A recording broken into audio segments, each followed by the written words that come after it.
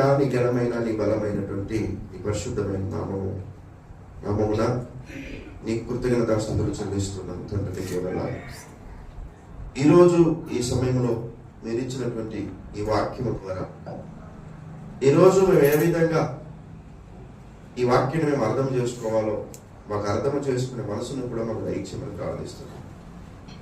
మహోన్నతుడా, మొట్టమొదటిగా ప్రభా నువ్వు ఆదామును సృజించి ఆ ఆదాములో నుండి ఒక ప్రకటు ఎముకను తీసి ఒక స్త్రీగా నిర్మించిన తర్వాత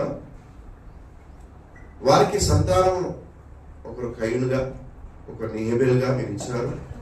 ఒకరేమో గొర్రెల కాపరి, ఒకరేమో భూమిని సేద్యపరచువాడుగా వారికి ఇచ్చినటువంటి ఆ పనిని బట్టి వారు నిరంతరము అదే పనిలో ఉన్నారు తండ్రికి వందనాలు. దీని యొక్క భావము, దీని యొక్క అర్థము, ఈ విషయాన్ని ఈరోజు మాకు తెలియపరచమని నేను మీ పాదసన్నిధికి వచ్చున్నాను. ఈరోజు ప్రభానికి వందనాలు. నీవు ఇచ్చినటువంటి ఈ రక్షణను మేము కాపాడుకునే వారిగా, నిన్ను స్తుతించేటువంటి వారిగా దానికి స్తోత్రం ప్రభా. నీకే మహిమ, ఘనత, ప్రభావములు మేము చెల్లిస్తున్నాం ప్రభా. ఎందుకంటే నువ్వు మాత్రమే నమ్మదగిన దేవుడు. మీరు మా పట్ల మీరు కార్యం జరిగించండి. మేము ఒకరి ఎడల ఎప్పుడు కూడా దానికి వందనాలు అన్యాయస్తులుగా మేము ఉండకుండా న్యాయము చేసే వారిగా, ఒక నిబద్ధత కలిగి, ఒక మేలును మేము వెంటాడే భాగ్యం మాకు దయచేయమని ప్రార్థిస్తున్నాం ప్రభా. ఈ 4 అధ్యాయ విషయంలో మేము ప్రార్థిస్తున్నాం. ఈరోజు మాకు, మా సంఘానికి, మా అందరికీ మీరు ఇచ్చినటువంటి ఈ వాక్కును బట్టి నీకు వందనాలు చెల్లిస్తున్నాం.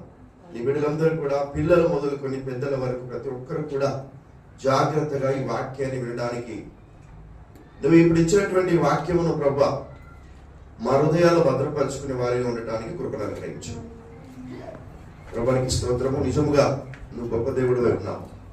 మా ఆలోచన కాదు, మా తలంపు కాదు, మా ఉద్దేశము అసలే కాదు ప్రభా. మీరు గొప్ప దేవుడై ఉన్నారు. మీరే కార్యం జరిగించి కృప చుట్టూ బలపరిచి సహాయము చేసి దీవించి కాపాడి ప్రభా, నీ యొక్క పరిశుద్ధాత్మను ఇక్కడ సంచారం చేయనట్టుగా నీ పరిశుద్ధాత్మ చేత మీరు మాట్లాడమని ప్రార్థిస్తున్నాం.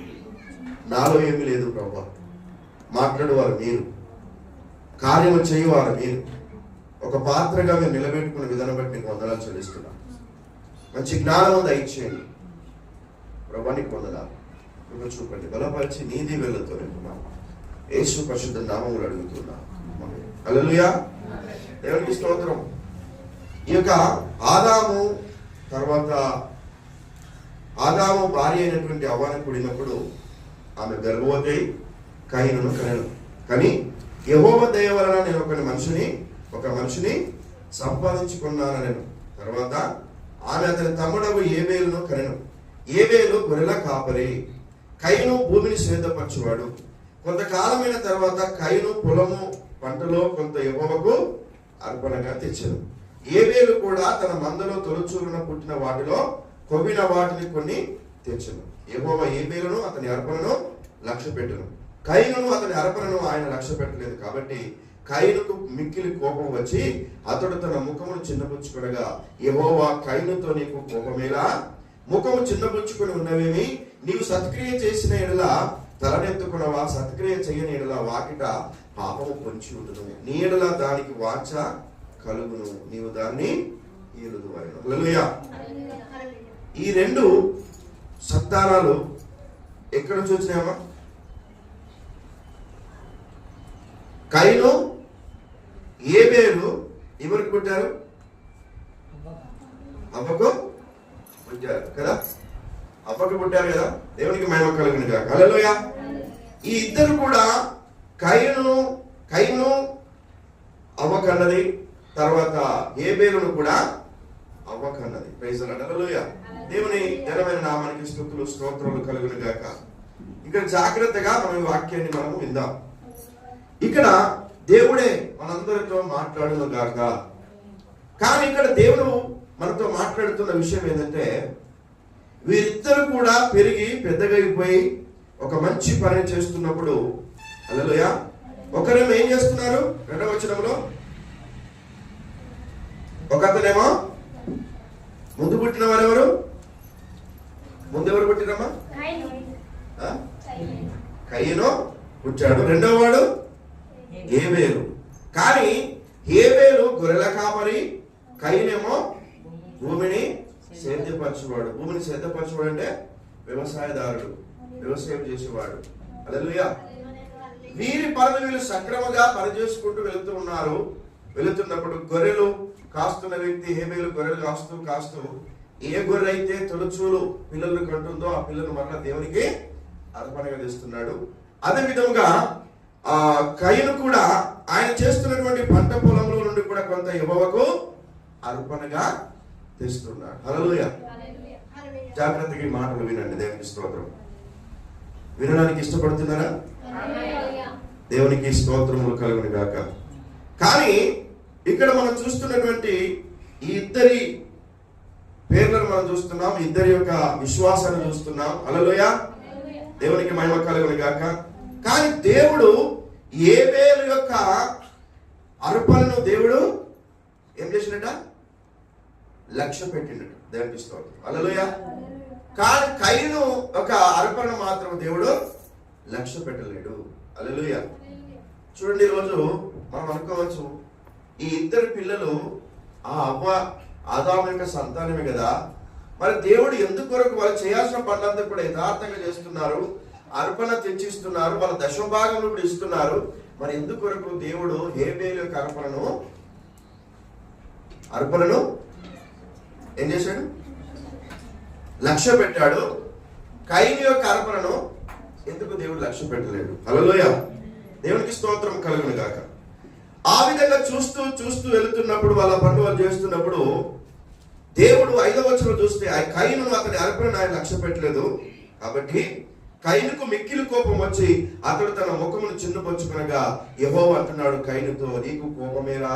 హల్లెలూయా. దేవునికి స్తోత్రం కలుగును గాక.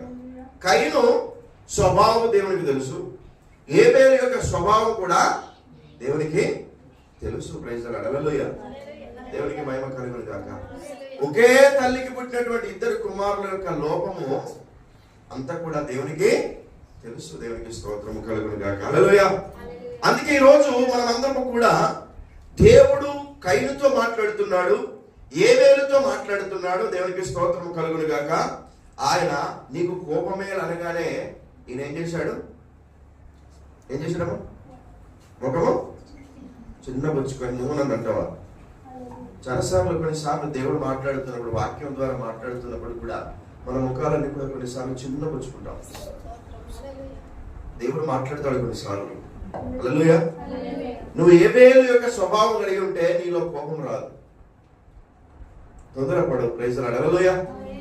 దేవుడు నిన్ను ఇష్టపడాలంటే నువ్వు దీనత్వం కలిగి దేవుడు చెప్పిన మాటను ప్రకారంగా నువ్వు నడిచినట్లయితే. హల్లెలూయా. ఇక్కడ కయీను కోపమేలా, ముఖము చిన్నబుచ్చుకొని ఉన్నవేమి, నీవు సత్క్రియ చేసేలా తలనెత్తుకొనవా? హల్లెలూయా.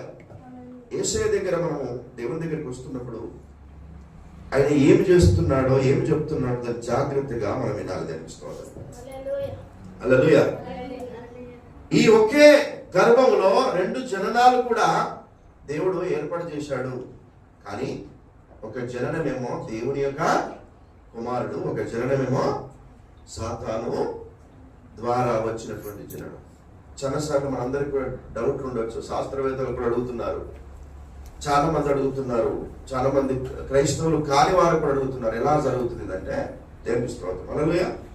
ఈ రోజు మనం అనుకోవచ్చు అసలు ఎందుకు జరుగుతుంది. కోడిగుడ్లు ఎంతమంది తెలుసమ్మా? కోడిగుడ్లు ఎంతమంది తెలుసు? కోడి పెడుతున్న గుడ్లు అందరికీ తెలుసు కదా. కోడి పొదిగేస్తున్నప్పుడు అన్ని గుడ్లు పిల్లలు అవుతాయా? ఎందుకు? అదే కోడి కదా గుడ్డు పెట్టింది. అదే పొదుగు కింద మనము దాన్ని పొదిగేస్తున్నప్పుడు కొన్నేమో మంచి పిల్లలు పుడతాయి, కొన్నేమో ఏ గుడ్లు అంటాం మనం అంటే చెడిపోయిన గుడ్డు. దానికి స్తోత్రం. ఈ రోజు మన జీవితంలో కూడా 2 సంతానాలు కూడా ఆ జననం నుండి ఒకవేళ వచ్చినప్పటికీ కూడా దేవుని చిత్తంలో ఉన్నటువంటి ఆ యొక్క సంతానము వేరుగా ఉంటుంది. దానికి స్తోత్రం. హల్లెలూయా. అందుకని ఈ రోజు మన జీవితంలో ఈయన నువ్వు చేసే పని నువ్వు జాగ్రత్తగా నువ్వు చేయి, నువ్వు యథార్థంగా నువ్వు చేయు, అలసిపోకుండా విసుకకుండా దేవుని ఎడలో చేయాల్సినటువంటి నీ ధర్మము యథార్థంగా నువ్వు చేయు కాదు. అందుకే ఎలీషా దగ్గరికి వచ్చి, ప్రవక్త దగ్గరికి వచ్చి, ఆ నయమాన్ వచ్చి, అయ్యా నా దగ్గర కొంత బంగారం ఉంది, వెలగల వస్తువులు ఉన్నాయి, అనేకమైన దుస్తులు ఉన్నాయి, నీకు ఏది అవసరం ఉంటే అది తీసుకుంటే నాకు అవసరము లేదన్నాడు ఆయన. దేవునికి స్తోత్రం. హల్లెలూయా. దేవుడు తప్పకుండా మనం ఏ విధంగానైనా ఆయన పోషించే దేవుడై ఉన్నాడు. హల్లెలూయా. దేవునికి స్తోత్రం. అందుకే ఈరోజు దేవుడిని ఆశ్రయిస్తున్న మనము, అవ్వ మొదటిగా కయీనును కన్నది. హల్లెలూయా. అని అంటుంది, యెహోవా దయ వలన నేను ఒక మనుషుని సంపాదించుకున్నాను. కాదు, అది ఎవరి వలన వచ్చిందా సంతానం? అమ్మా, అది ఎవరి వలన వచ్చిందా సంతానం? మొట్టమొదటి ఏం చేసిందామే? సర్పము చెప్పినటువంటి ఆ యొక్క పండును తినద్దన్న పండును తిన్నది కాబట్టి అక్కడ మోసపోయింది అవ్వ. ఆ మోసమే మొదటిగా కయీను ఆ గర్భములో ఉన్నాడు. దేవునికి స్తోత్రం చెప్పామా? హల్లెలూయా. అప్పటి వరకు తెలియదు. దేవునికి స్తోత్రం కలుగును గాక. సాతాను జననమున్నది, దేవునికి మహిమ కలుగును గాక. ఈ రోజు ఇక్కడ చూసినట్లయితే, దేవుని వాక్యమును బట్టి మనం చూసినట్లయితే, ఎవరు ఒకరు దేవుని బిడ్డలుగా ఆయన ఏర్పాటు చేసుకుంటారు. దేవునికి స్తోత్రం కలుగును గాక. హల్లెలూయా. అందుకే ఇక్కడ నీవు సత్క్రియ చేసేలా తలనెత్తుకున్నవా, సత్క్రియ చేయనిలా వాకిట పాపం పొంచుండును, నీ ఎడల దానికి వాంఛ కలుగును, నువ్వు దాని ఏలుదు అనను. కయీను తన తమ్ముడైన ఏబేలుతో మాట్లాడాను. వారు పొలములో ఉన్నప్పుడు కయీను తన తమ్ముడైన ఏబేలు మీద పడి అతన్ని చంపాను. హల్లెలూయా. ఏం చేస్తున్నాడు కయీను? స్వభావం ఎట్లా ఉంటుందో. అందుకే ఎందుకు అంత సీరియస్ అవుతారు, ఎందుకొరకు అంత ప్రాబ్లంను ఆయన సూచిస్తాడు, ఎందుకొరకు సమస్య సూచిస్తారంటే, వాళ్ళ లోపల ఎవరి యొక్క విత్తనం ఉంది?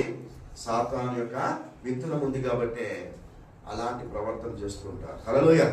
అందుకని ఆయన యథార్థముగా ఏ వెరగకుండా ఆయనకి ఇచ్చినటువంటి ఆ గొర్రెలను కాస్తూ వెళ్తున్నాడు. ఎవరమ్మా? ఏబేలు. Praise lord. హల్లెలూయా.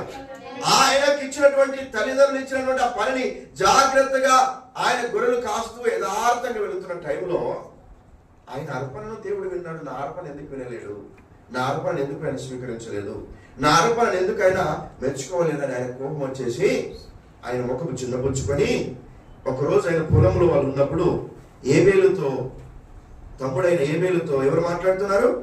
కయీను మాట్లాడుతూ, వాళ్ళ పొలంలో ఉన్నప్పుడు కయీను తన తమ్ముడైన ఏబేలు మీద పడి అతనిని చంపెను అని రాయబడింది. హల్లెలూయా.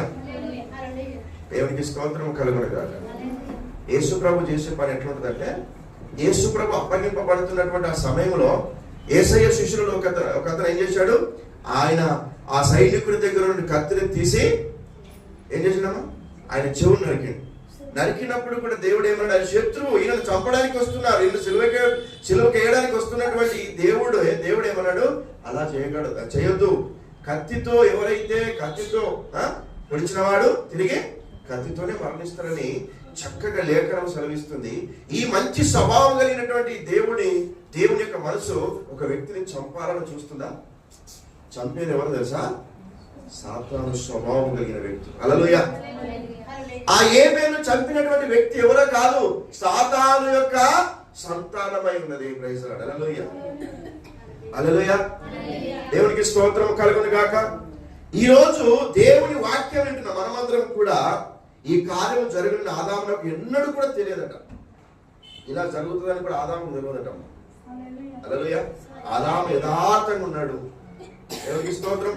చూసారా, ఆమె ఒక స్త్రీగా తయారు చేయబడిన ఆమె నిత్యంగా తర్వాత ఆ క్రియకు వచ్చును. కానీ మీరు చూడండి, దేవుడు రక్షకుని గాను ఇతర విధాలుగాను క్రియ చేయుటకు సర్వభౌమాధికారం కలిగి ఉన్నాడు. దీన్ని చాలాసార్లు ఆయన వారికి ప్రేమతో వివరించను. కానీ దీనిని సాతాను ఎరిగి ఉండి ఆమె యుద్ధకు ఈ సర్పం రూపంలో వచ్చిందట. ఎవరి రూపంలో వచ్చింది? ఆమె దగ్గరికి ఎవరి రూపంలో వచ్చింది? సర్పం రూపంలో వచ్చి, దేవునికి స్తోత్రం, అదే అందుకు తగినది, అందువలననే దాన్ని ఆశ్రయించి వచ్చిన ఆమె సాతాను ద్వారా మొదట గర్భము ధరించినది. ఎట్లా ధరించిందట? సాతాను ద్వారా అవ్వ గర్భము మొదటిగా ధరించింది. హల్లెలూయా. మీరు గమనించినట్లయితే రెండు కార్యములు మాత్రమే జరిగినవి. అక్కడ 3 పిల్లలు జన్మించారు. లేఖనములను పరిశోధించండి. 2 కవలలు ఉన్నారు, కవలలు జన్మించి అందులో ఒకరు సర్ప సంతానం, మరొకరేమో ఏబేలు. ఆమె తన భర్తను వశపరుచుకొని మరియు చెప్పింది చూశారు, అది ఏమిటో ఆమె తన భర్తకు చూపించను. మరి ఆ తర్వాత అతడు ఆమెతో శయనించగా ఈ బిడ్డ జన్మించను. మిమ్మల్ని చూపించవాలని కోరుచున్నాను. 2 వేరు వేరు వ్యక్తుల ద్వారా ఆమె గర్భవతి, కవలను గర్భము ధరించినది. ఆమె కన్యయగు స్త్రీ. హల్లెలూయా. ఆమె అవ్వ ఎటువంటిదట? కన్యయగు స్త్రీ. కానీ మొదటిగా సర్పముతో సంతానము కలిగింది. హల్లెలూయా. అందుకే ఆయన కోపిష్ఠుడు, ఆయన బలాత్కారం చేయువాడు. ఆయన ఎవరినైనా చంపడానికైనా చెడగొట్టడమే మన యొక్క ఉద్దేశము. హల్లెలూయా. చెడపడమే మన యొక్క ఉద్దేశం. కాబట్టి అతను వాళ్ళిద్దరు పొలంలో ఉన్నప్పుడు కయీను తన తమ్ముడైన ఏబేలు మీద పడి అతన్ని చంపెను. హల్లెలూయా. దేవుడు అడుగుతున్నాడు చూడండి, ఏబేలు విషయంలో ఎవరు అడుగుతున్నారమ్మా? ఎవరు అడుగుతున్నారు అమ్మా? ఎవరు అడుగుతున్నారు? 9వ వచనం.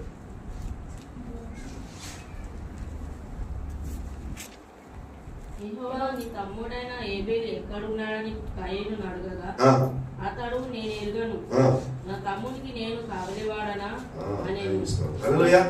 అప్పటికి కయీను ఏం చేశాడు?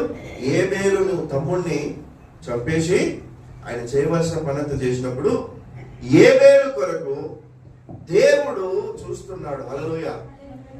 దేవుని బిడ్డల కొరకు దేవుని యొక్క ప్రణాళిక అతి సమీపంగా ఉంటుంది. దేవునికి స్తోత్రం. హల్లెలూయా. ఒకవేళ కక్ష చేత నువ్వు చంపినా, నువ్వు బలవంతంగా నువ్వు చంపినా దేవునికి స్తోత్రం కలుగును గాక. దేవుడు ఇష్టపడేటువంటి ఆ కుమారుని విషయంలో శ్రద్ధ తీసుకుంటాడు. Praise the lord. Hallelujah. Hallelujah. దేవునికి స్తోత్రం కలుగును గాక. అందుకే 9వ వచనంలో అంటున్నాడు, యెహోవా నీ తమ్ముడైన ఏబేలు ఎక్కడున్నాడని కయీను అడగగా అతడు నేను ఎరుగను, నా తమ్మునికి నేను కావలివాడనా నేను. హల్లెలూయా. నేను కావలివాడనా? నా తమ్ముడి గురించి నువ్వు అడుగుతున్నావేంది? నేను కావలివాడనా? నా తమ్ముడు ఎక్కడ పోయాడు నాకు తెలియదు. హల్లెలూయా. దేవునికి స్తోత్రం కలుగును గాక. నిజముగా ఆయన లోపల ఏముందంటే సాతాను యొక్క స్వభావం ఉన్నది. హల్లెలూయా. హల్లెలూయా. దేవునికి స్తోత్రం. ఎల్కానాకు ఎంతమంది భార్యలు అమ్మా? ఎల్కానాకు ఎంతమంది భార్యలు? 2 భార్యలు. ఒక ఆమెనేమో పెనిన్నా, ఒక ఆమెనేమో హన్నా. దేవునికి స్తోత్రం. హల్లెలూయా. అన్న పెళ్లి చేసుకున్న తర్వాత ఆమె గొడ్రాలు కాబట్టి ఆమె పెనిన్నను పెళ్లి చేసుకున్న తర్వాత ఆమెకు పిల్లలు పుట్టారు. దేవునికి స్తోత్రం. హల్లెలూయా. పిల్లలు పుట్టారు కానీ అది దేవుని యొక్క సంతానము కాదు. హల్లెలూయా. వారి సంతానం గురించి కూడా పరిశుద్ధ గ్రంథంలో పుట్టారని రాయబడి ఉన్నది కానీ వారి గురించి మరలా ఎక్కడ చెప్పినట్టు లేదు. కానీ అన్నా కుమారుడు. దేవునికి స్తోత్రం. అన్న ఏం చేసి తెలుసా? ఆమె గుడ్రాలు ఉన్నదని అనేక మంది ఆమెను నిందిస్తూ ఆమెను అవమానపరుస్తూ దేవునికి స్తోత్రం కలుగును గాక ఇబ్బంది పడుతూ యేసయ్య మందిరంలోనికి వచ్చి దేవుని దగ్గర ఆమె హృదయమును దారపోస్తూ ఉంది. హల్లెలూయా. ఆమె ప్రార్థన చేస్తూ ఉంది, తండ్రి నేను గుడ్రాలుగా నేను ఉన్నాను తండ్రి, అనేక మంది నన్ను నిందిస్తున్నారు, అనేక మంది నన్ను అవమానపరుస్తున్నారు, నా పరిస్థితి ఇలా ఉందని ఆమె కన్నీరు కారుస్తూ యేసుప్రభుని అడుగుతున్నప్పుడు, దేవుని అడుగుతున్నప్పుడు చక్కని కుమారుని దేవుడు ఇచ్చాడు.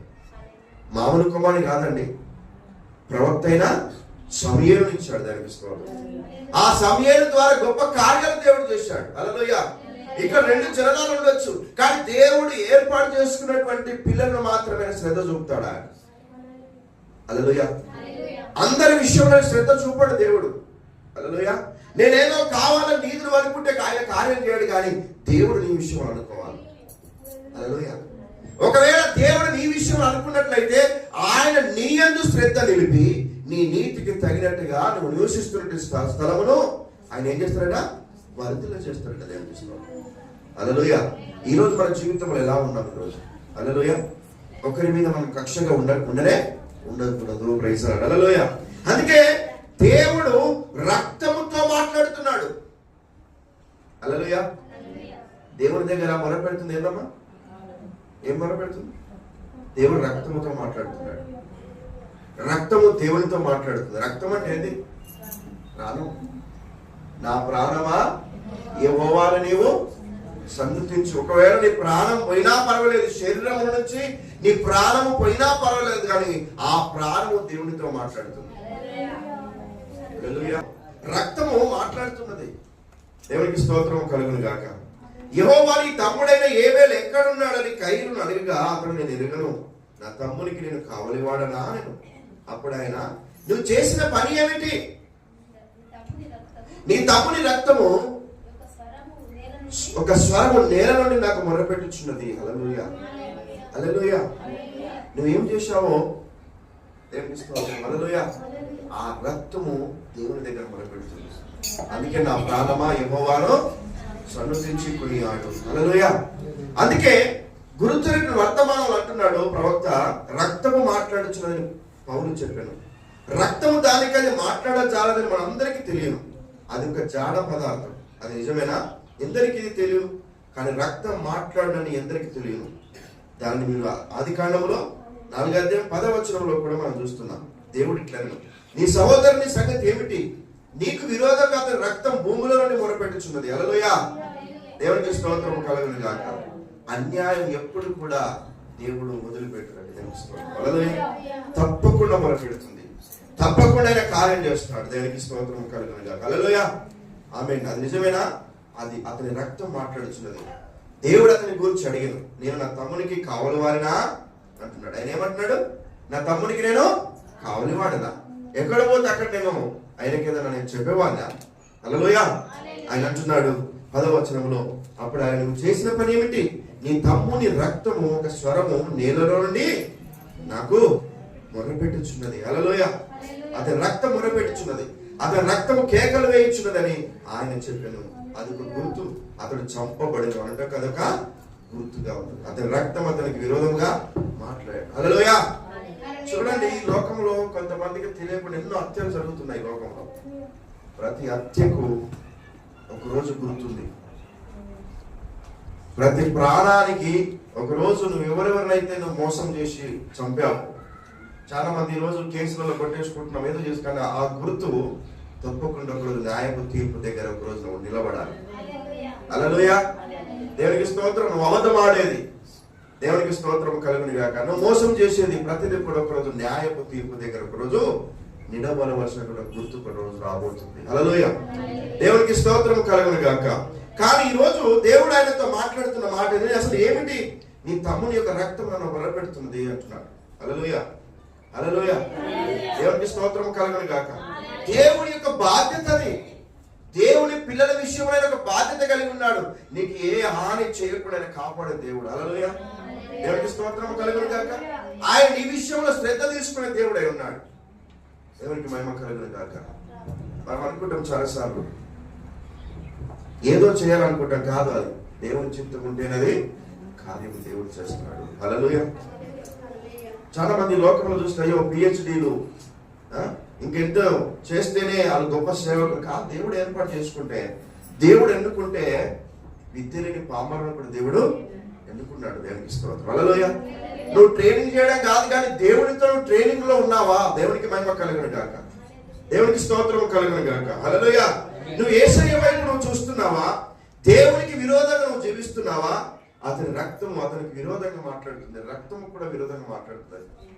ఆయన ఏమైనా చేసినామా? ఏమేలు ఏమైనా ఆయనకు కయ్యకి ఏమైనా వ్యతిరేకం చేశాడా? ఏమైనా మోసం చేశాడా? ఆయన చేస్తున్న దాంట్లో ఏమైనా అన్యాయం చేశాడా? ఆయన పని ఆయన చేసుకుంటున్నాడు, ఈయన పని ఆయన చేసుకుంటున్నాడు. గొర్రెలు కాసుకుంటాడు, ఆయన వ్యవసాయం చేసుకుంటూ వాళ్ళ పనులు వాళ్ళు నిమగ్నమై ఉన్నారు. కానీ ఆయన పొలం దగ్గర ఇద్దరు కూడా ఒక దగ్గర మాట్లాడుకుండగా ఆయన మీద పడి భయంకరంగా పడి ఆయన్ని చంపివేసి ఆయన పాత పెట్టాడు. కానీ రక్తం మొరపెడుతుంది దేవునికి. యేసయ్యా, దేవా, యెహోవా, నన్ను నా అన్న చంపాడు. హల్లెలూయా. రక్తము మొరపెడుతుంది. ఆ రక్తం అంటే ఏదో కాదు, ప్రాణమే. దేవునికి స్తోత్రం కలుగును గాక. హల్లెలూయా. దేవునికి స్తోత్రములు కలుగును గాక. ఈ రోజు మన జీవితంలో దేవుడు మన విషయంలో ఒక బాధ్యత కలిగి ఉన్నాడు. దేవునికి స్తోత్రం. ఒక సమయం రాబోతుంది, ఒక రోజు రాబోతుంది. దేవునికి స్తోత్రం. కావున నీ తమ్ముని రక్తమును నీ చేతుల నుండి పుచ్చుకున్నటకు నోరు తెరచిన ఈ నేల మీద ఉండకుండా నీవు శపింపబడిన వాడు. నీవు నేలను సేదపరచినప్పుడు అది తన సారం నీకు మీదట నీకు ఇయ్యదు, నీవు భూమి మీద దిగులు పడచ్చు, దేశ దిమ్మరువై ఉందువలెను. అందుకు కయీను, నా దోష శిక్ష నేను భరింపలేనంత గొప్పది, నేడు ఈ ప్రదేశం నుండి నన్ను వెళ్ళగొట్టితివి, నీ సన్నిధికి రాకుండా వెలివేయబడి దిగులు పడుచు భూమి మీద దేశ దిమ్మరునై ఉందును. కావున నన్ను కనుగొన్న వాడు ఎవడో వాడు నన్ను చంపునని యెహోవాతో నేను. హల్లెలూయా. చంపబడిన వాడికి చంపిన వారికి తప్పకుండా మళ్ళా అత్తిని చేయబడుతుంది. హల్లెలూయా. ఎవరు ఏం చేశారో అదే జరుగుతుంది తప్పకుండా. హల్లెలూయా. ఎవరు ఏ మోసం చేస్తున్నారో ఆ మోసం ఖచ్చితంగా మరలా తరంలో తప్పకుండా జరుగుతుంది. హల్లెలూయా. అందుకని ఈ రోజు మనం దేవునికి భయపడి దేవుని విషయంలో ప్రభా నేను ఏమి చేయాలి ఏమి చేయకూడదు అన్నది నువ్వు దేవునికి భయపడుతున్నావా? దేవునికి స్తోత్రం కలుగును గాక. నువ్వు యేసయ్య వైపు చూస్తున్నావా? అందుకే సూచన రుజువు చేయు శబ్దమైన వర్తమానం అని అంటున్నాడు. ఆయన శిష్యులు ఏలియా ముందుగా రావాలని శాస్త్రులు ఎందుకు చెబుతున్నారని ఆయనను యేసును అడుగుతున్నారు. చూడండి, ఏలియా వచ్చని వారు నమ్ముతున్నారు. యేసు వారి వైపు చూసి వారితో ఏలియా ఇదివరకే వచ్చిన కానీ మీరు అతన్ని ఎరగలేదు. దేవునికి స్తోత్రం. హల్లెలూయా. అందుకనే దేవుడు శపించినప్పుడు మనం ఏమీ చేయలేమండి. హల్లెలూయా. హల్లెలూయా. దేవుడు శపించినప్పుడు మనం ఏమీ చేయలేము. దేవునికి స్తోత్రం. దేవునికి స్తోత్రం. హల్లెలూయా. ఇక్కడ చూసినట్లయితే నీవు నేలను సేతపరిచినప్పుడు అది తన సారమును ఇక మీద నీకు ఇయ్యదు, నీవు భూమి మీద దిగులు పడచ్చు, దేశ దిమ్మరువై ఉందువని. దేవునికి స్తోత్రం. హల్లెలూయా. దేవుడు శపించిననుకమ్మా మనం బ్రతకలేము. దేవుని శాపం రాకుండా మనం బ్రతకాలి. దేవునికి స్తోత్రం. అందుకే క్రీస్తు వధ యొక్క అదృశ్య ఐక్యత వర్తమానం అంటున్నాడు. మీరు దేవుని వాక్యమైన క్రీస్తుకు సద్గుణవతిగా ఉండి మరి అదే సమయంలో మనుషుడు చేసిన సంఘశాఖకు సేవ చేయలేవు. వాక్యములకు అది విరుద్ధమైనది. ఇక్కడ పౌలు చెప్పిన దాని గురించి రోమపత్రిక 7వ అధ్యాయంలో చూసినట్లయితే ఇప్పుడు తీయాల్సిన అవసరం లేదు.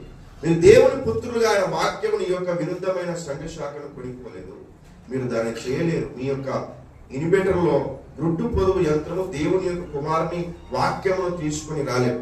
నేను సంఘముతో మాట్లాడుచున్నాను అంటున్నాడు. హల్లెలూయా. చాలాసార్లు ఈ రోజు దేవుడు ఏర్పాటు చేసుకున్నటువంటి సంతానము వేరు.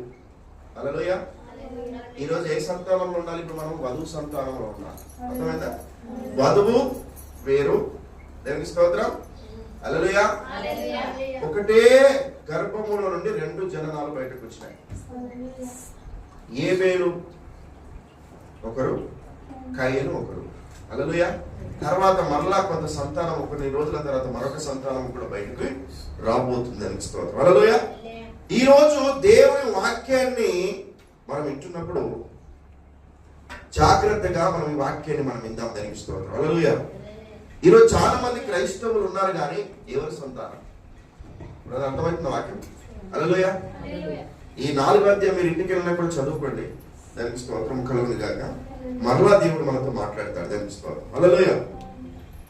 ఇక్కడ ఈ సంఘ శాఖలకి మనకు చాలా విరుద్ధం. దానికి స్తోత్రం. వీళ్ళిద్దరు కూడా ఒకే సంతానం, ఒకే గర్భం నుంచి వచ్చారు కానీ విత్తనము వేరు. హల్లెలూయా. విత్తనము వేరు, డిఎన్ఏ కూడా వేరే. ఆదాము డిఎన్ఏ ఎవరికి వచ్చింది? ఏబేలుకి వచ్చింది. సాతాను యొక్క డిఎన్ఏ ఎవరికి వచ్చింది? కయీనుకి వచ్చింది. కానీ ఇద్దరు అదే గర్భంలో పెరుగుతున్నారు, అదే గర్భంలో నుంచి బయటకు వచ్చారు. హల్లెలూయా. స్తోత్రం చెప్పామా? అందుకని మనము ఈ రోజు నేను సంఘముతో మాట్లాడుచున్నాను అంటున్నాడు ప్రవక్త. అయినను మీరు చాలా భక్తి పరులని చెప్పుకొచ్చున్నారు. వ్యభిచారి అయిన అవ్వ కుమారుడైన కయీను అదే విధంగా చాలా భక్తిపరుడు, బలిపీఠములు కట్టెను, బలులు అర్పించను, తన దశభాగములు చెల్లించను, ఏ ఇతర దైవ భక్తుడు చేయ విధంగా అన్ని కార్యములు చేసను. అయితే ఆ వాక్య ప్రకారం చేయుట తప్పిపోయాడు ఆయన. హల్లెలూయా. చాలా మంది నేను మెదక్కి వెళ్తున్నానండి, నేను క్రైస్తవునే. మనం దేవునిలో చేసేదాన్ని తప్పిపోతున్నాం. ఈరోజు దేవుడు ఎవరితో మాట్లాడదు తెలుసా? అన్యులతో మాట్లాడట్లేదు, క్రైస్తవులతోనే మాట్లాడుతున్నాడు. క్రైస్తవులు ఈరోజు కయీను లాంటి స్వభావం కలిగిన వారు ఉన్నారా ఈరోజు? హల్లెలూయా. క్రైస్తవులే కయీను యొక్క స్వభావం కలిగి మనం ఉన్నామా ఈరోజు? ఒకసారి మనది మనం పరిశీలన చేసుకుందాం. హల్లెలూయా. నువ్వు అబద్ధం ఆడుతున్నావా? అబద్ధం కూడా ఒక కయీను స్వభావం. దేవుడు ఏం చేశాడు? దేవుడు అడుగుతున్నప్పుడు కయ్యను అడుగుతున్నాడు, నీ తమ్ముడు ఎక్కడున్నాడంటే నేను కావాలి వాడని అబద్ధం ఆడినా నిజం చెప్పిన. అబద్ధికుల నోరు దేవుడు ఒక రోజు మూస్తాడు. హల్లెలూయా. నువ్వు ఏదో చేసి ఏదో చెప్తున్నావు, ఏదో చేసి ఇంకోటి చెప్తున్నావు, నువ్వు నిందలు వేస్తున్నావు, అబద్ధం ఆడుతున్నావు. కానీ అబద్ధం ఆడు వారి యొక్క నోరు ఒక రోజు మూయబడుతుంది. ఎందుకు అబద్ధం ఆడుతున్నావు? కయ్యను నీ తమ్ముడును చంపివేసి ఆయన గుంత తీసి గుంతలు పూడ్చివేసిన తర్వాత కూడా ఆయన రక్తము నాకు మొరపెట్టుచున్నది అంటున్నాడు. హల్లెలూయా. ఇంకా కొంతమంది అన్నదమ్ములు ఉన్నారు చూడండి. ఆ అన్నదమ్ములు కూడా ఒక తమ్ముడిని గుంత తీసి గుంతలు పడేసి దేవునికి స్తోత్రం ఆయన చంపాలని చూసి ఆయన ఏం చేశారు? చివరికి నాణ్యాలకు అమ్మేశారు. యేసు ప్రభును కూడా అదే నాణ్యాలకు అమ్మబడ్డాడు ఆయన. ఇస్కరియోతు యూదా ఎక్కడున్నాడమ్మా? 12 మంది శిష్యులలో కూడా ఇస్కరియోతు యూదా కూడా ఆయన యొక్క శిష్యుడే. కానీ ఆయన నటించే శిష్యుడు ఉన్నాడు. యేసు ప్రభుని అప్పగించేంత వరకు కూడా నటించిన ఎంత భక్తిపరుడుగా ఉన్నాడంటే నిజంగా ఆయన కూడా ఒక గొప్ప శిష్యుడే అనుకున్నారు. కానీ యేసు ప్రభు దగ్గరికి వచ్చిన తర్వాత ఆయన అప్పగింపబడినటువంటి సమయం వచ్చినప్పుడు ఆయన కూడా నాణ్యాలకు అమ్ముడుపోయాడు. ఈరోజు నువ్వు దేవుని విషయంలో కూడా డబ్బుకు అమ్ముడుపోతున్నావా? ఎవరో ఒకరు వచ్చి పాస్టర్లే కావచ్చు, లేకపోతే ఒక సంఘంలో ఉన్న విశ్వాసులే కావచ్చు, నిన్ను మోసం చేయాలని చూసేవారు కూడా వస్తారు. నువ్వేం చేయాలి? ఈరోజు గట్టి విశ్వాసం కలిగి ఉండాలి. హల్లెలూయా, హల్లెలూయా. నీ విశ్వాసముకు ఒక గుర్తును కలిగి ఉండాలి. దానికి స్తోత్రం. హల్లెలూయా. తప్పిపోయే భక్తులుగా ఉండకూడదు మనం. చాలా భక్తిపరుడు బలిపీఠములు కడుతున్నాడు ఆయన. ఎవరైనా? కయ్యను. దేవునికి స్తోత్రం. అర్పణలు అర్పిస్తున్నాడు. కానీ ఈయన లోపల ఉన్న ఉద్దేశం అంతా వేరు. బల్లారదంలో కూడా ఏం చేశాడు? ఇస్కరియోతు యూదా ప్రభు రాత్రి భోజనంలో ఆయన పాల్గొని రొట్టెలు కూడా తీసుకున్నాడు, ద్రాక్షరసం తాగాడు. కానీ దేవుడు అన్నాడు, నన్ను అప్పగించేవాడు మీలోనే ఒకరు ఉన్నారు అన్నప్పుడు అందరూ అన్నారు, ప్రభా నేనా ప్రభా? పేతురు అన్నాడు, నేనా ప్రభా? అంద్రే అన్నాడు, నేనా ప్రభా? సీమోను అంటున్నాడు, నేనా ప్రభా? లాస్ట్కు ఇస్కరియోతు యూదా కూడా ప్రభా నేనా ప్రభా? ఆయనకు తెలుసు నేనా అని. ఆయన అన్నాడు, దేవుడు నువ్వు అన్నట్టే. హల్లెలూయా. దేవునికి మహిమ కలుగును గాక. దేవునికి స్తోత్రం. నువ్వు చేయవలసిన పనులు అనేక ఉన్నాయి. ప్రభు రాత్రి భోజనం చేస్తున్నాం, ఆయన రక్తము తాగుతున్నాం, ఆయన భోజనం చేస్తున్నాం, ఆయన శరీరాన్ని తింటున్నాం.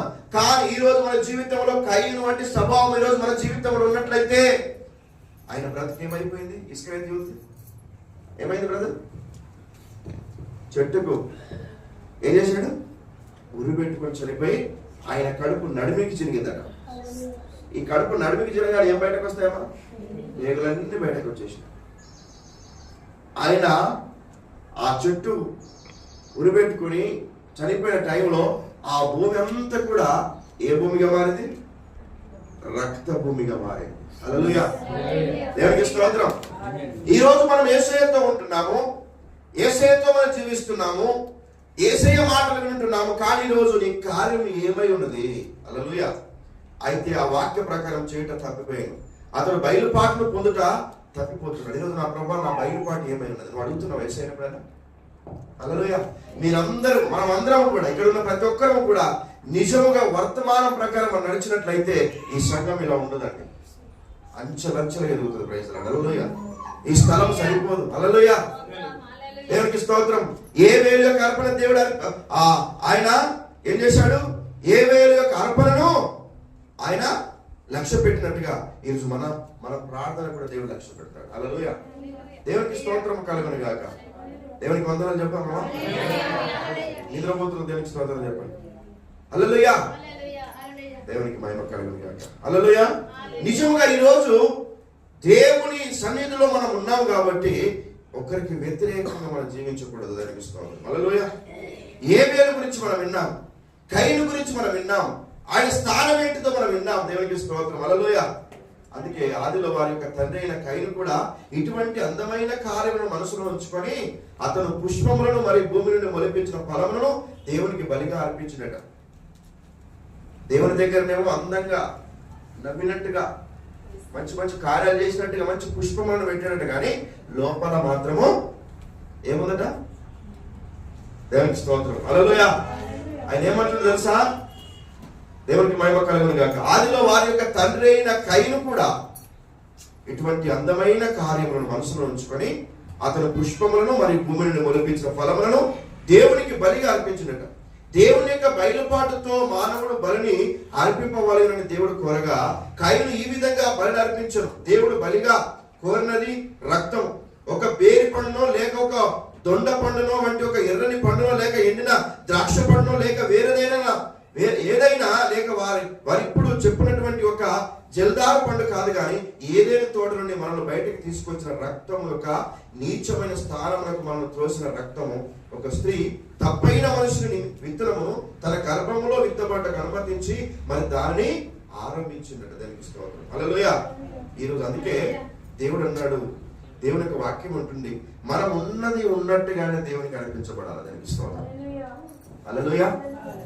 కోళ్ళు గొర్రె మేకలను బలి కోరే దేవుడు, అరటి పండ్లు అర్పణలు అస్సలు అడగని దేవుడు. హల్లెలూయా. దేవునికి స్తోత్రం కలగను కాక. అయ్యా ఈరోజు చేపులు తీసుకురావాలి, ఒకరోజు లడ్డు తీసుకురావాలా, దేవునికి స్తోత్రం. ఇంకో రోజు ఏదో కోరే దేవుడు కాదు, కానీ ఆయనకు అర్పించవలసిన ఏదో తెలుసా? నీ హృదయము దేవునికి అర్పించాలి. హల్లెలూయా. నీ హృదయమే దేవుని ఆలయం అని మీరు అడిగారా? దేవునికి స్తోత్రం. ఎవడైనా నువ్వు నా ఆలయమును పాడు చేసిన నేను వారిని పాడు చేస్తానని దేవుడు చెప్పలేదా? అందుకే కయీను ఆయన హృదయంలో దేవునికి ఇవ్వకుండా దేవుని ఆ ఆలయం ఏం చేశాడు తెలుసా? కక్ష చేత పాటు చేసుకున్నాడు. అందుకని దేవుడు ఏమన్నాడు? నువ్వు దేశ దిమ్మరువై తిరుగుతావు అన్నాడు. హల్లెలూయా. హల్లెలూయా. దేవునికి స్తోత్రం కలుగును గాక. ఆయన వెళ్ళబట్టాడు, నీ సన్నిధికి రాకుండా వెలివేయబడి దిగులు పడచ్చు, భూమి మీద దేశ దిమ్మరనై ఉందును, కావున నన్ను కనుగొని వాడు నన్ను చంపనని ఇవ్వబోతాను. అందుకు యెహోవా అతనితో కాబట్టి ఎవడైనా కయీనును చంపే ఎడల వారికి ప్రతిదండన ఏడంతలు కలుగును. మరి ఎవడైనా కయీనును కనుగొని అతని చంపక ఉండినట్లు యెహోవా అతనికి ఒక గుర్తును వేశాను. అప్పుడు కయీను యెహోవా సన్నిధిలో నుండి బయలుదేరి వెళ్ళి ఏదేనుకు తూర్పు దిక్కున నోదు దేశములో కాపురము ఉండెను. కయీను తన భార్యను కూడినప్పుడు ఆమె గర్భవతి అయి హానోకును కనెను. హల్లెలూయా. అక్కడ మరలా శుద్ధీకరణ జరుగుతూ ఉంది. Praise lord. హల్లెలూయా. హానోకు తర్వాత మరలా సంతానం, సంతానం మరలా మొదలవుతా ఉంది. దేవునికి స్తోత్రం కలుగును గాక. హల్లెలూయా. ఈ రోజు మన జీవితంలో దేవుని వాక్యం వింటున్న మనము ఈ రోజు మన హృదయంలో దేవునికి చోటు ఉందా? హల్లెలూయా. దేవునికి ఒక గుర్తును మనం ఇయ్యాలి. దేవునికి స్తోత్రం. కోడి తన పిల్లలను అది గుడ్ల మీద పొదిగిన తర్వాత కొన్నేమో మంచి పిల్లలు కలిగజేస్తుంది, ఇంకొన్నేమో చెడు యొక్క గుడ్డుగా మారిపోతా ఉంది. ఈరోజు మనం ఏమై ఉన్నాం? ఈరోజు హల్లెలూయా దేవుని ఎదుట మనం నటించే వారికి మనం ఉండకూడదు. హల్లెలూయా.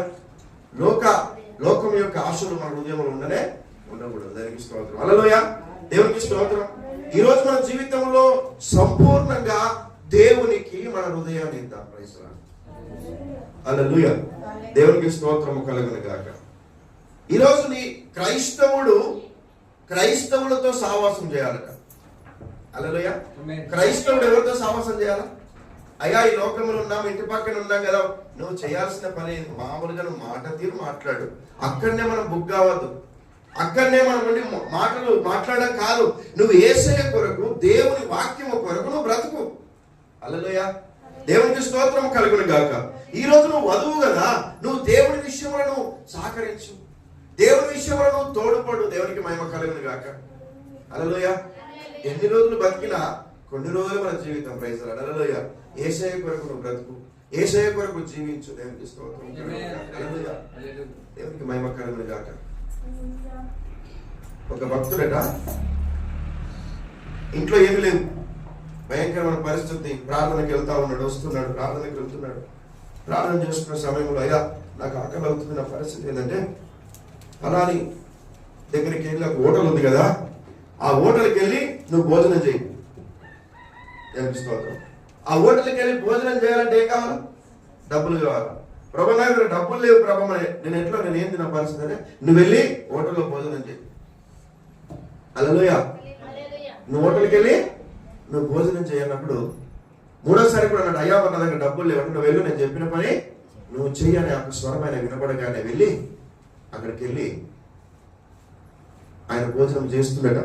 చేసుడు అయిపోయింది. అయిపోయి చేతి కడుక్కున్న టైంకి ఎవరో గుర్తు తెలియని వ్యక్తి వచ్చి, అయ్యా ఒక అయ్యగారు వచ్చింది కదా, ఇక్కడ ఒక భక్తుడు కదా, ఆయన డబ్బులు ఆయన భోజనం చేశాడు, ఆయన అది తిన్న డబ్బులు ఇవ్వ తీసుకోండి దేవుడు ముందే ఏర్పాటు చేశాడు. తెలుస్తుంది దేవుడు ఆయన బిడ్డల కొరకు ఏదైనా ఏర్పాటు చేయగలడు. ఆయన దేవుడికి స్తోత్రం కలుగును గాక. ఆయనకి ఇష్టమైన బిడ్డల కొరకు ఆయన ఏమైనా చేయగలడు. కానీ నువ్వు అయిన పని నువ్వు చేయి. ఆయనకు నువ్వు మంచి బలి అర్పించు. ఆయన కొరకు నువ్వు ప్రయాసపడు. దేవుడికి స్తోత్రం కలుగును గాక. హల్లెలూయా. ఆయన సేవలను సహకరించు. ఆయన పనిలో ముందుకు వెళ్ళు. దేవుడు తగిన రీతిలో ఆయన కార్యం చేస్తాడు. హల్లెలూయా.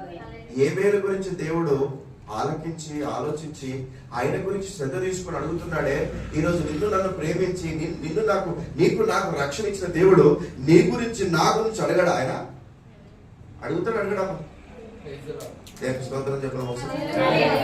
నీ గురించి నా గురించి అడగడా? ఆయన అడుగుతాడు. అడగడం. నీకు నాకు రక్షణ ఇచ్చిన దేవుడు మనల్ని ఏ విధంగా పోషించాలో ఆయనకు తెలియదా?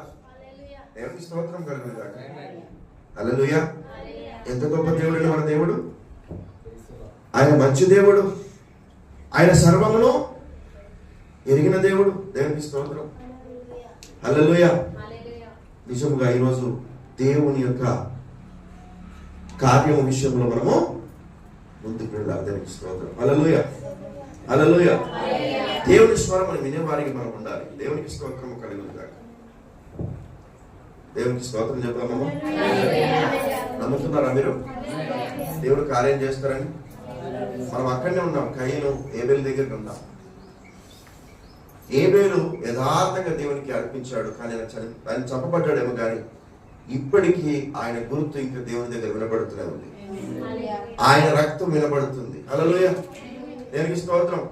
ఏదైనా మంచిదే, చెడుది చెడుదే. దేవునికి స్తోత్రం. హల్లెలూయా. మనం మంచి విషయంలో ఉండాలి. ఒక కుటుంబాన్ని కట్టేవారికి ఉండాలి. ఒక కుటుంబాన్ని విడగొట్టే వారికి మనం ఉండకూడదు. దేవునికి స్తోత్రం కలుగును గాక. హల్లెలూయా.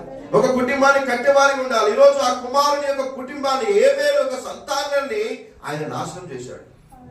ఎవరు? కయీను కదా. ఏబేలు నుంచి దేవుడు ఒక మంచి సంతానాన్ని దేవుడు తయారు చేయాలనుకున్నప్పుడు హల్లెలూయా ఆయన మీద విరోధమైన కార్యాలు చేసి ఆయన చంపివేసి పాత పెట్టాడు. హల్లెలూయా. కానీ దేవుని దగ్గర ఉంది ఆ లెక్క. ఈరోజు నీకెవరైనా అన్యాయం చేశారా? ఆ అన్యాయం కూడా దేవుని దగ్గర లెక్క ఉంది. హల్లెలూయా. మనల్ని ఎవరైనా మోసం చేశారా? ఆ లెక్క కూడా దేవుని దగ్గర ఉంది. Praise lord. హల్లెలూయా. దేవునికి స్తోత్రం. కానీ వాళ్ళు ఏమైతారో తెలుసా? అన్యాయం చేసేవారు దేశ దిమ్మరులై తిరుగుతారట. ఆదరణ ఉండదట. అరే ఏమైపోయింది పరిస్థితి? ఈరోజు నువ్వు ఒక పని చేయాలి. ప్రభువా నన్ను మధురంగా మార్చు ప్రభువా. హల్లెలూయా. ఎందుకు చిన్నపుచ్చుకుంటావు? ఎందుకు నీ సత్క్రియ సరిగా చేయకుండా నీ తల ఎందుకు ఎత్తుకోవంటే నీలో ఏదో ఒక తెలియని స్వభావం నీలో వెంటాడుతుంది. నీ సత్కులో హల్లెలూయా. నువ్వు ఏదో చేయాలని ఒక ప్లాన్ కలిగి ఉన్నావు. అందుకే ఆయన ఏం చేశాడు? యెహోవా ఆయన అడుగుతున్నప్పుడు నీ ముఖం ఎందుకు చిన్నపుచ్చుకున్నావు? నీకెందుకు కోపమేలా నీ జీవితంలో? హల్లెలూయా. దేవునికి స్తోత్రం. ఈ రోజు ఎవరి సంతానం? దేవునికి స్తోత్రం. దేవుని సంతానమైనట్లయితే ప్రభు నన్ను నీలాగా నన్ను మార్చు ప్రభు. ప్రభు నేను చేస్తున్నట్టు ప్రతి అర్పణ యథార్థంగా. అమ్మ మేము చేస్తున్నట్టు మీరు ఇచ్చిన దశమ భాగాలు కూడా బాధతోను విసుగుతో ఇవ్వకండి. యథార్థంగా ఇవ్వండి. ప్రేమపూర్వకంగా ఇవ్వండి. ఎందుకంటే దేవుడు మీ అర్పణను లక్ష్య పెట్టేవాడు ఎవరు? దేవుడు. దేవునికి స్తోత్రం. హల్లెలూయా. మీ అర్పణలను లక్ష్య పెట్టేవాడు దేవుడు కనుక దేవునికి ఇష్టంగా ఇవ్వండి. బలవంతముగాను ఇబ్బందితో గాని మీరిచ్చే కోడిని గాని మీరిచ్చే మేకను గాని మీరిచ్చేటువంటి పసుపును గాని మీరిచ్చేటువంటి కొత్తిమీర గాని మీరిచ్చేటువంటి పుదీనా గాని మీరిచ్చేది ప్రతిదీ కూడా వాక్యంలో రాయబడి ఉన్నది. హల్లెలూయా. మీరు యథార్థంగా ఇవ్వండి. దేవునికి స్తోత్రం కలుగును గాక. హల్లెలూయా. హల్లెలూయా. దేవునికి స్తోత్రం. దేవుడు నిన్ను ఏ విధంగా వాడుకోవాలని చిత్తమై ఉన్నది. హల్లెలూయా. దేవుడి చిత్త ప్రకారం మనం నడవాలి తప్ప మన ఆలోచనలను వేరుగా మనం అబద్ధము చేసుకోకుండా చిన్నబుచ్చుకోకుండా హల్లెలూయా మన సత్క్రియలను మనం జాగ్రత్తగా చేసుకుంటూ దేవునికి స్తోత్రం. హల్లెలూయా. నువ్వు కోపపడడం కూడా పాపం చేసినట్టే కదా. దేవునికి స్తోత్రం కలుగును గాక. నీవు సత్క్రియ చేసేలా తలనెత్తుకున్నావా, సత్క్రియ చేయనిలా వాకిట పాపం పొంచి ఉన్నదట. హల్లెలూయా. చూడండి ఈరోజు మనం ఏమై ఉన్నాము. దేవునికి స్తోత్రం కలుగును గాక. దేవునికి ఇష్టంగా బ్రతుకుదామా మనం? హల్లెలూయా. మనము కయనులాగా ఉండొద్దమ్మా. దేవునికి స్తోత్రం. కయనులాంటి ఒక ఆలోచన కలిగి మనం ఉండకూడదు. హల్లెలూయా. హల్లెలూయా. పాపము యొక్క క్రూరత్వము మన బ్రతుకులో నుండి పాపమును తీసివేయటకు ఖర్చుగా అపరాధ రుసుము దేవుడు మన కొరకు చెల్లించాడు. మనం పాపములోనే ఉండగా ఆయన నీ కొరకు నా కొరకు ఆయన కల్వరిశిలో ప్రాణం పెట్టాడు. ఆయన రక్తమును చిందించాడు. హల్లెలూయా. ఆ రక్తము ద్వారానే దేవుడు మనకు గొప్ప కార్యం చేశాడు. తెలుసుకోవాలి. మన పాపానికి క్షమాపణ ఇచ్చింది. ఏదైనా తోట నుండి తోలివేయబడిన. హల్లెలూయా. ఇప్పుడు నేను మిమ్మల్ని గమనించాలని కోరుచున్నట్లు ఇటు రమ్ము. ఆదాము మరియు అవ్వ కుమారులు కయీను మరియు హేబేలు అర్పణ అర్పించడానికి ముందుకు వచ్చారు. ఆ తూర్పు ద్వారం దగ్గర ఆ గొప్ప కేరేబోయి ఉండేనని నేను నమ్ముచున్నాను. మరి ఆ ఖడ్గము ఏదేనులో ప్రవేశించును. ఆ ద్వారమును కాయచు ముందుకు మరియు వెనుకకు తిరుగుచుండెను. గమనించండి, అగ్ని పరిశుద్ధాత్మ అగ్ని ఆ ద్వారము కాయచుండెను. హల్లెలూయా. మరి ఈనాడు ఆ ద్వారం కాయినది అదే. నీవు పరిశుద్ధాత్మకు మరియు అగ్నికి భయపడిన నెల నువ్వు ఎన్నోలోనికి ప్రవేశించలేవు. అగ్నిమయమైన దేవుని ఖడ్గము దేవుడు దయించి అగ్ని ఉన్నాడు. ఆ జీవ వృక్షమును కాయచు ఆ వృక్షమును గమనించుచుండెను. హల్లెలూయా. దేవుని వాక్యమును దేవుని పిలుపుని ఎప్పుడు గమనిస్తూ ఉండాలి. మనం స్థిరపడి మన హృదయం స్థిరపరుచుకొని, దేవా నువ్వు నాతో మాట్లాడు. మరి నేను ఏం చేయాలి? తొందరపడి ఏ పనులు ఏ కార్యాలు చేయొద్దు. దేవుడిని అడగాలి ఏ కార్యం మనం చేయాలంటే. హల్లెలూయా. నువ్వు దుబాయ్ పోవాలనుకున్నావు అనుకో, నువ్వు ఏం చేయాలి? ప్రార్థన చేయాలి. ఒక షాపు పెట్టుకోవాలనుకున్నావు ముందుగా దేవుడిని అడగాలి. ఒక వివాహ కార్యక్రమం చేయాలనుకుంటున్నావు నీ కుటుంబంలో, ఒక మంచి కోడలు రావాలనుకుంటున్నావు, ఒక మంచి అల్లుడు రావాలనుకుంటున్నావు, ముందుగా నువ్వు ప్రార్థన చేయి. మనం ప్రార్థన చేయకుండా ఏదైతే తొందరపడి మనం చేసినామా అక్కడ పరిశుద్ధాత్మ పనిచేయదంట. హల్లెలూయా. హల్లెలూయా. దేవునికి స్తోత్రం కలుగును గాక. దేవుని చిత్తము లేకుండా మనం ఏ కార్యము చేయొద్దు. Praise the lord. హల్లెలూయా. దేవునికి స్తోత్రం కలుగును గాక. అందుకే దేవుడు ఏం చేశాడు? నినేవే పట్టణానికి వెళ్ళమన్నాడు దేవుడు. ఎవరిని? ఎవరిని? ప్రవక్త అయినా యోనాను కదా. నువ్వు నినేవే పట్టణానికి వెళ్ళమని దేవుడు చెప్తే ఈయన తలంపు వేరు. ఈయన ప్రవక్త అయి ఉన్నాడు, గొప్ప భక్తుడు. కానీ ఆయన ఏమన్నాడు? ఆ ప్రజల మాట వింటారా అని భయం కలిగి ఆయన ఏం చేశాడు? నినేవే పట్టణానికి తీసుకోవాల్సినటువంటి టికెట్ ఎక్కడ తీసుకున్నాడు? తర్షీషు కూడా అక్కడ టికెట్ తీసుకొని మంచిగా కిందికి వెళ్ళి మంచిగా ఆగి నిద్రపోతున్నాడు. అయిపోయింది, నేను తప్పించుకున్నాను, దేవుడు మాటకు నేను తప్పించుకొని నేను పోతున్నాను అనుకున్నాడు. హాయిగా పడుకున్నాడు. ఆ కిందికి వెళ్ళి కింది భాగం అడుగు భాగంలో పోయి పడుకొని మంచిగా నిద్రపోతున్న టైంలో దేవునికి స్తోత్రం. దేవుడు ఏ విధంగా వాడుకుంటాడు కార్యం? నీళ్ళ ద్వారానే వాడుకుంటాడు. దేవునికి స్తోత్రం. దేవునికి మహిమ కలుగును గాక. ఒక వస్తువు ద్వారానైనా వాడుకుంటాడు. దేవునికి మహిమ కలుగును గాక. హల్లెలూయా. ఏ విధంగా కార్యము చేయగల సామర్థ్యుడు యేసు ప్రభు. దేవునికి స్తోత్రం. హల్లెలూయా. అందుకనే ఆయన ఏం చేశాడు? పడుకున్నాడు, హాయిగా పడుకున్నాడు. నిజంగా కొన్నిసార్లు దేవునికి మహిమ కలుగును గాక ఇతరులకు కూడా ఆ విషయంలో వాళ్ళకు ప్రత్యక్షత వస్తుంది. పైన వాళ్ళు వ్యాపారం చేసుకునే వాళ్ళందరూ కూడా సరుకు తీసుకుని తర్షీషు ఓడ పట్టుకొని పోయే వాళ్ళు ఆ ప్రయాణికులు ఉన్నారు చాలా మంది. అక్కడ పెద్ద తుఫాను స్టార్ట్ అయిపోయింది. ఓడ తలక్రిందులు అయిపోతుంది. ఇక్కడ భాగం నుంచి ఇటు, ఇక్కడ వైపు నుంచి ఇక్కడ తిరుగుతుంది. అయ్యో మునిగిపోతామని భయపడుతున్నారు. అందరు కూడా అల్లకొల్లారం అయిపోతున్నారు, భయపడుతున్నారు. కానీ ఈయనకు మాత్రము కింద అడుగు బాగున్న వ్యక్తికి మాత్రం చింత లేదు. హల్లెలూయా. చింత లేకపోతే ఏమైపోతుంది? చింత అన్నది లేకపోతే సమస్యలు పడుతుంది. మన బ్రతుకు విషయంలో చింత ఉండాలి, మన కుటుంబ విషయంలో చింత ఉండాలి. మన బ్రతుకు విషయంలో చింత లేకపోతే అయ్యో నా బ్రతుకు ఏమైపోతుందనే చింత నీ జీవితంలో లేకపోతే తుఫాను లాగా వచ్చి మునిగిపోతామా? హల్లెలూయా. ఈయన ఏమైపోయాడు? నా బ్రతుకు అయిపోయింది, చాలా హ్యాపీగా నేను తర్షీషు పట్టుకొని పోతున్నాను, నన్ను ఎవరు చూడట్లేదు, నా మాట ఎవరు వినట్లేదు అని హాయిగా పడుతున్నాను. కానీ తుఫాను లాగా వచ్చేసింది ఆ సమస్య. తుఫాను లాగా వచ్చేసి దేవునికి స్తోత్రం కలుగును గాక. తుఫాను లాగా వచ్చి దేవుని వాక్యం చూడండి ఎంత గొప్పదో. ఆ వాక్కు ఎంతో పరిశుద్ధమైనదో, ఆ వాక్కు ఎంత సున్నితమైనదో దేవునికి మహిమ కలుగును గాక. దేవునికి స్తోత్రం చెప్పామా? దేవునికి స్తోత్రం చెప్పండి అమ్మా. దేవునికి స్తోత్రం. నేను ముగిస్తున్నాను, త్వరగా అయిపోయింది.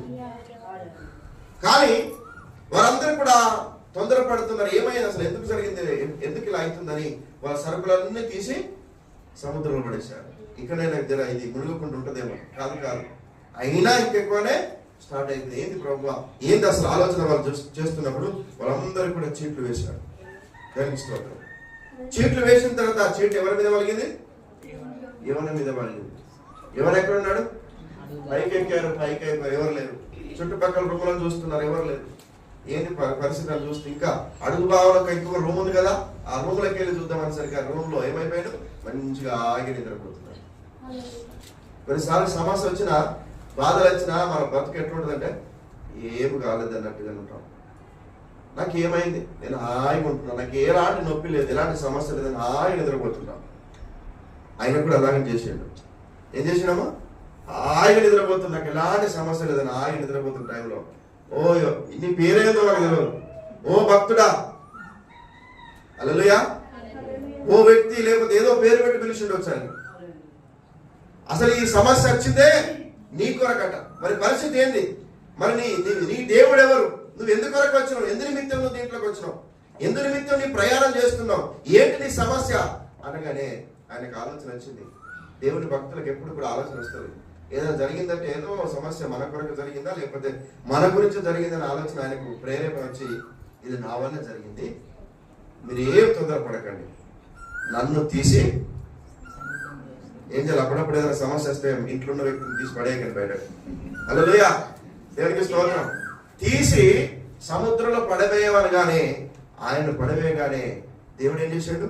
ఆ సమస్య వచ్చినా ఆ సమస్యలో కాపాడే దేవుడు మన దేవుడు. ఎంత గొప్ప దేవుడు! ఓ చేప, ఓ త్రిమింగళమా, నా దాసుడు వస్తున్నాడు, నువ్వు వెళ్ళి ఆయన కాపాడు, ఆయన మింగు ఆయన. చక్కగా చేప కూడా దేవుడి మాట వింటుంది చూడండి. హల్లెలూయా.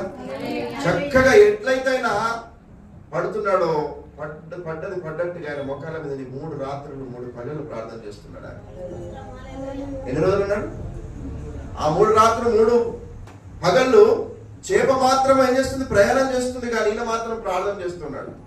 ప్రభా, అందుకని అంటున్నాడు, అయ్యా నేను పాతాళ కూపంలో ఉన్నట్టుగానే ఉన్నాను. ఆయన కళ్ళు దిగి చూస్తే ఆ చేప కడుపులో అంత చీకటి, అంత నాచు. అయ్యా ఆయన పాతాళ కూపంలో ఉన్నట్టుగానే ఉన్నాను. కీర్తనకారుడు దావీదు భక్తుడు అంటున్నాడు, ఆయన గురించి వివరిస్తున్నాడు, నేను పాతాళ కూపంలో ఉన్నట్టు నేను ఉన్నాను ప్రభా, నన్ను కాపాడు ప్రభు అని ప్రార్థన చేస్తున్నాడు. హల్లెలూయా.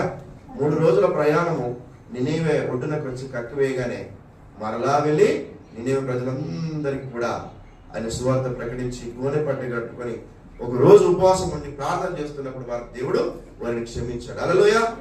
దేవుడు ఎవరిని ఏర్పాటు చేసుకున్నాడో వారు పోతే అక్కడ కార్యం సఫలము అవుతుంది. హల్లెలూయా. నువ్వు అనుకున్నట్టు చేయడు ఆయన, నేను అనుకున్నట్టు ఆయన చేయడు. హల్లెలూయా.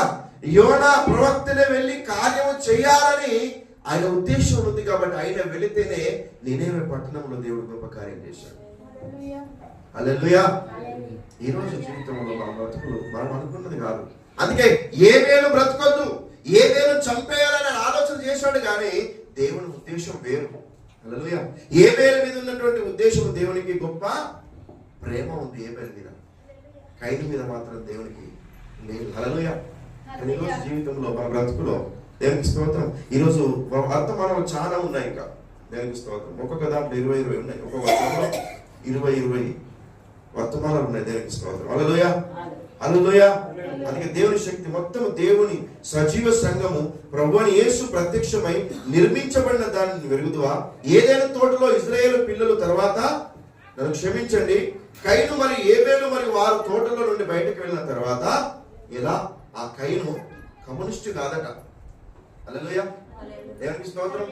ఈరోజు రష్యా దేశమంతా కూడా ఎలాంటి సంబంధించింది? కమ్యూనిస్టుకి సంబంధించిన వాళ్ళు. యేసు ప్రభు అంటే దేవుడు అంటే నమ్మని వ్యక్తులు వాళ్ళు.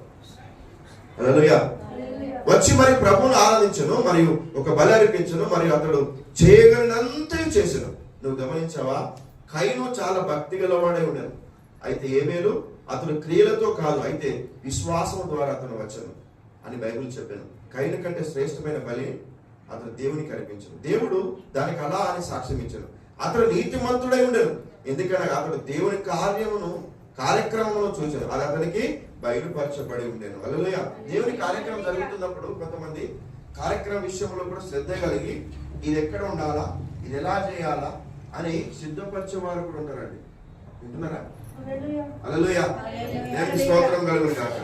అందరికి ఆలోచన రాదు, ఏం చేయాలా. ఇప్పుడు వాక్యం చెప్తుంది, దేవునికి దాసుడు వాక్యం చెప్తున్నాడు, దేవుని కార్యం జరుగుతుంది, కార్యక్రమం జరుగుతున్నప్పుడు ఏం చేయాలంటే కొన్ని సిద్ధపరిచేవారు ఉంటారు. కొంతమంది ఏబేలు కూడా అలాంటి సిద్ధపరచబడ్డాడు. ఆయన ఇలాంటి స్వార్థం ఉంచుకునేవాడు కాదు, ఏ పనైనా చేసేవాడు, ఏ పని చెప్పినా చేసేవాడు. దానికి స్తోత్రం. హల్లెలూయా. ఇప్పుడు వారికి లేదు. బైబిల్ అప్పుడు రాయబడి ఉంటుంది కనుక కయీను అదే తల్లిదండ్రుల బోధలో ఉన్న అతని సహోదరుడు దిగువకు వచ్చి మరి బలి అర్పించడానికి ఫలము తెచ్చాను. అయితే ఏబేలు ప్రత్యక్షత ద్వారా ఏదేని తోట నుండి మరలను బయటకి తెచ్చినది, అది ఫలములు కాదని అతను చూశాను. ఇంకా కొంతమంది ప్రజలు అలా ఉండేనని అనుకున్నారు, అయితే అది ఫలములు కాకుండా వాని క్షయమైనదిగా చేసినది అతని తల్లి యొక్క రక్తము లేక వాని తండ్రి ఒక రక్తమై ఉండేది కనుక అతడు వచ్చి మరియు దైవిక ప్రత్యక్షత ద్వారా ఒక గొర్రెపిల్ల రక్తం అర్పించను. దాని గురించి ఏ సంగతి అతనికి ఏ ఒక్కరూ చెప్పనక్కర్లేదు. విశ్వాసం ద్వారా దేవుని కుమారుడు వచ్చుచుండుట అతను చూచెను, మరియు ఒక అలంకార ప్రయముగా ఒక గొర్రెపిల్లను అర్పించను. జగత్తు పునాది వేయబడక ముందే యేసు ఆ గొర్రెపిల్లగా వధించబడిన అలా చెప్పాను. హల్లెలూయా. అలా చూచాను. మరి దేవుడు సాక్ష్యం ఇచ్చను, అది సత్యం. దేవుడు ఎల్లప్పుడూ సత్యం గురించి సాక్ష్యం ఇస్తాడట. నువ్వు అబద్ధం ఆడితే దేవుడు నిజం చేస్తాడని నువ్వు ఎన్ని అబద్ధాలు ఆడినా ఆ అబద్ధాలు ఎప్పుడు కూడా అబద్ధాలే. హల్లెలూయా. దేవుడు సత్యమునకు దేవుడు. హల్లెలూయా. దేవుడు సత్యమునే కోరే దేవుడు. హల్లెలూయా. దేవుడు యథార్థతను కోరే దేవుడై ఉన్నాడు. దేవునికి స్తోత్రము కలుగును గాక. హల్లెలూయా. నువ్వు ఎన్ని అబద్ధాలాడి ఒకటి తర్వాత ఒకటి చెప్పినా అబద్ధము ఎప్పటికీ కూడా కొన్ని సంవత్సరాలకి అబద్ధమే, నిజము నిజమైతుంది. నిజమును దాచిపెట్టలేవు. హల్లెలూయా. దేవునికి స్తోత్రం. అందుకే యోసేపును చంపాలని చూశారు అన్నదమ్ములు, కానీ దేవునికి స్తోత్రం ఆ అబద్ధమును దేవుడు ఐగుప్తు దేశంలో, దేవునికి స్తోత్రం హల్లెలూయా, ఆయన గొప్ప ఒక రాజుగా నిలబెట్టాడు. హల్లెలూయా. ఎంతమంది తొక్కాలని చూసినా ఆయన అన్నదమ్ములు ఆయన చంపేయాలని చూసినా ఆయన పిలుపు దేవునిలో ఉన్నది. హల్లెలూయా. ఆయన బీజము దేవునితో అంటగట్టబడినది. హల్లెలూయా. యోసేపు ఆయన గొప్ప భక్తుడై ఉన్నాడు. హల్లెలూయా. ఆయన ఇక్కడి నుంచి తీసుకొని వెళ్ళి చెరసాల వేసినా అక్కడ కూడా ఆయన విశ్వాసాన్ని కోల్పోలేడు, ఆయన పిలుపును కోల్పోలేడు, ఆ యేసయ్య ప్రేమను కోల్పోలేడు. దేవునికి స్తోత్రం కలుగును గాక.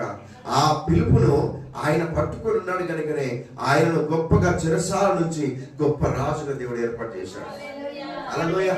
ఆయన ఎన్నో అబద్ధాలుగా ఆయన అయ్యా చనిపోయాడు అన్నారు, తోడేళ్ళు తిన్నాయి అన్నారు, పురులు తిన్నాయి అని చెప్పిన వస్త్రాలకు ఏదో ఒక గొర్రెను చంపి ఒక మేకను చంపి రక్తమును ఆయన అంటించారు. కానీ దేవునికి స్తోత్రం కలుగును గాక. హల్లెలూయా. దేవుడు మాత్రం గొప్పవాడు. ఎవరిని ఎప్పుడు చంపబడతారో ఎప్పుడు ప్రాణం పోతుందో మన చేతులు లేదు, ఎవరి చేతులు లేదు, కానీ దేవుడు మాత్రం ఆ ప్రాణం దేవుని చేతుల్లో ఉంది. దేవునికి స్తోత్రం. ఒకవేళ అనవసరంగా చంపబడ్డా ఆ ప్రాణం దేవునికి మొరపెడుతుంది. రక్తం కయీను అనవసరంగా చంపాడు కదా ఏబేలు. ఆయనకు పేరు వస్తుందని, అయ్యో నా యొక్క తమ్ముని యొక్క అర్పణను దేవుడు లక్ష్య పెట్టాడు కానీ నా యొక్క అర్పణ లక్ష్య పెట్టలేదు అనుకుని ఆయన చంపేశాడు.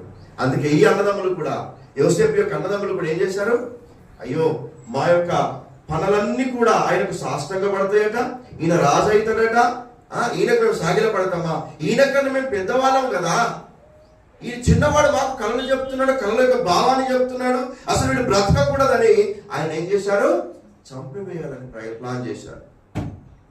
దేవునికి స్తోత్రం. హల్లెలూయా. ఈరోజు మనుషులు సాతాను వాడు వాళ్ళలో చొరబడి యోసేపును చంపాలని ప్లాన్ చేశారు, కానీ దేవుని రక్తం ఆయన మీద ఉన్నది. దేవునికి స్తోత్రం. హల్లెలూయా. ఆయన పిలుపు ఆ యోసేపు మీద ఉన్నది. హల్లెలూయా. దేవునికి మహిమ కలుగును గాక. అందుకే ఆయన అమ్మబడ్డాడు. నా జన్మాకులు నేను కాపాడుకునే భాగ్యం నాకు దయచేయి. ఈరోజు మాతో అందరితో మాట్లాడిన దేవా నీకే వందనాలు. మేమేమై ఉన్నాము, కేవలం నీ దయవలే ఉన్నాము. నీకేమవసరమో దేవుడు నీ కొరకు ఏర్పాటు చేస్తాడు. ఆయన నువ్వెందుకు చింతపడుతున్నావు? నువ్వు దేవుడిని అడుగు. ఏ పెన్ను చంపినా ఆయనకి ఏం ప్రయోజనం రాలేదు, చనిపోయాడేమో, కానీ ఆయన దేశం నిమ్మరై శాపం వచ్చేసి, దేవా ఈరోజు నేను శాపము నుండి పాపం నుండి నాకు విడుదల దయచి. యోసేపుకు తోడుకున్న దేవా నాకు కూడా తోడుకు. యోసేపు ఆయన అన్నదమ్ములందరూ కూడా కొలబెట్టున్నారు. ఏదో మన జీవితంలో కూడా మనకు కూడా అన్నటువంటి అన్నదమ్ములు కావచ్చు, లేకపోతే మన శత్రువులు కావచ్చు, మన పాలివారు కావచ్చు, లేకపోతే మనకున్న దూరపు వాళ్ళు కావచ్చు, మన మీద ఏదైనా కక్ష పెట్టుకున్నా దేవుడు నీకు నాకు తోడుకున్నాడు. మనందరికీ దేవుడు తోడుకున్నాడు. దేవానికి స్తోత్రం.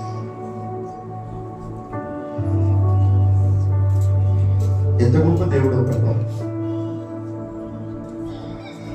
మేము నువ్వు ఇచ్చిన విత్తనం కలిగి ఉండడానికి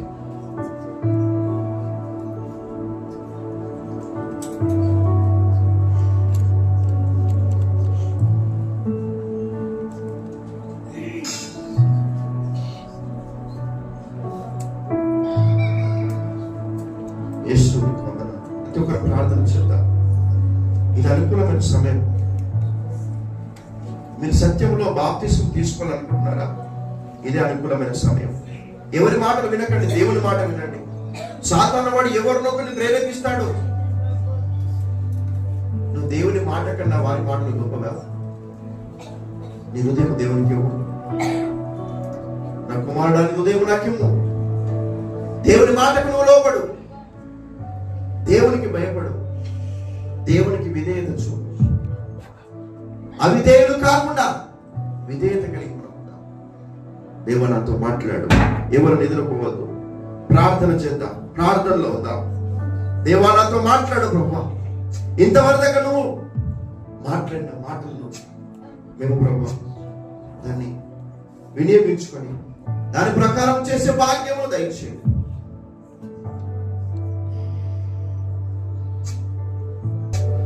మమ్మల్ని మిక్కిలిగా ప్రేమించిన మా ప్రియతరులకు ఎవరి దగ్గర వాక్యం ద్వారా మాతో మాట్లాడిన విధానం బట్టి వందనాలు. మేము ప్రభా మా బ్రతుకులో మీరు గొప్ప కార్యం జరిగించి నీ కృపలో భద్రపరచు.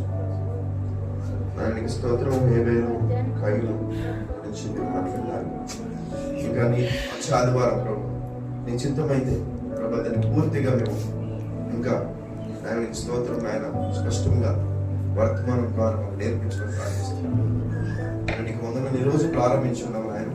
అది ఎప్పుడు దాన్ని ముగింపులోకి తీసుకొస్తారని చిత్త ప్రకారంగా మమ్మల్ని వాడుకోండి.